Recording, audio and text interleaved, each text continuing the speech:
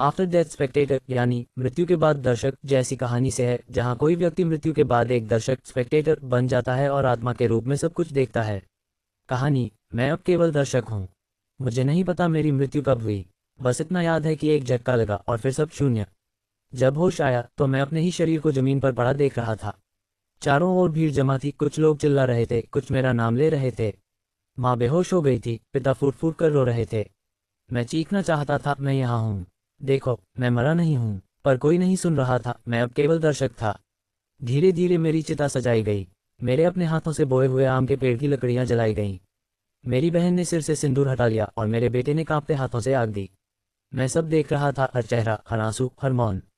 मुझे अब एहसास हुआ कि मैं कितनी छोटी छोटी बातों पर गुस्सा करता था, कितने रिश्तों को समय नहीं है कहकर डालता रहा।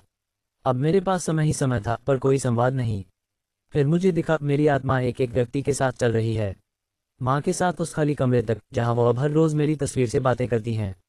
पत्नी के साथ उस बिस्तर तक जहाँ मेरी जगह अब सन्नाटा सोता है। बेटे के साथ स्कूल तक जहाँ अब वह हर सवाल का जवाब पापा होते तो से शुरू करता है। अब मैं कुछ नहीं कर सकता, मैं सिर्फ देख सकता हूँ। हर वह झूठ, हर वह अपमान, हर वह अधूरा आई लव यू सब मेरे सामने है और मैं बस देख रहा हूँ। मैं अब जानता हूँ जीवन का सबसे बड़ा सत्य मृत्यु नहीं बल्कि दृष्टा बनकर जीना है। मरने के बाद सब दिखता है पर कर कुछ नहीं सकते। इसलिए जब तक सांस चल रही हो हर पल को दर्शक बनकर नहीं संचालक बनकर जियो।